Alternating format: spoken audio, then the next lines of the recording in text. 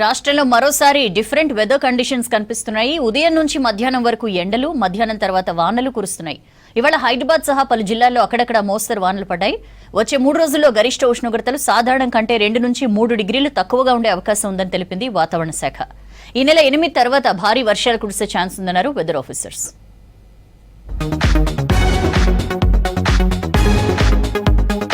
రాష్ట్రంలో మళ్లీ భిన్న వాతావరణ పరిస్థితులు నెలకొన్నాయి. రాష్ట్రంపై నైరుతి రుతుపవనాల కదలిక మందగించడంతో వర్షాలు తగ్గి ఎండలు పెరిగాయి. మరోవైపు నైరుతి దిశ నుంచి వీస్తున్న గాలులతో తేలికపాటి వర్షాలు కురుస్తున్నాయి. మరో 2 రోజులు వాతావరణం ఇలాగే ఉంటుందని తెలిపారు ఐఎండీ అధికారులు.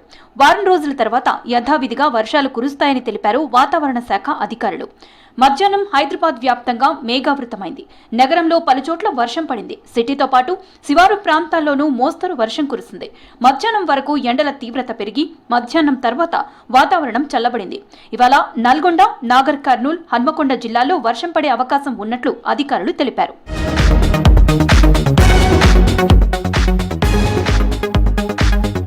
వికారాబాద్ జిల్లాలో వర్షం కురిసింది. మధ్యాహ్నం వరకు ఎండ దంచికొట్టగా మధ్యాహ్నం తర్వాత వాతావరణం చల్లబడింది. జిల్లాలో పలుచోట్ల మోస్తరు నుంచి భారీ వర్షం కురిసింది. గ్రామాల్లో ఈదురుగాలులతో కూడిన వాన పడడంతో రైతులు అలర్ట్ అయ్యారు. అటు యాదాద్రి భువనగిరి అంతటా వర్షం పడింది.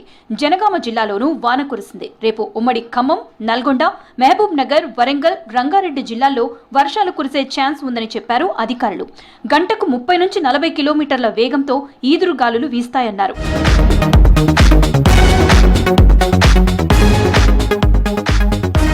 ఇవాళ నల్గొండ జిల్లాలో అత్యధికంగా 36 డిగ్రీల టెంపరేచర్ రికార్డైంది. రాష్ట్రంలో వచ్చే 3 రోజుల్లో గరిష్ట ఉష్ణోగ్రతలు సాధారణం కంటే 2 నుంచి 3 డిగ్రీలు ఎక్కువగా ఉండే అవకాశం ఉందన్నారు వెదర్ ఆఫీసర్లు. వారం రోజుల తర్వాత రాష్ట్ర వ్యాప్తంగా విస్తారంగా వర్షాలు కురుస్తాయని చెప్పారు.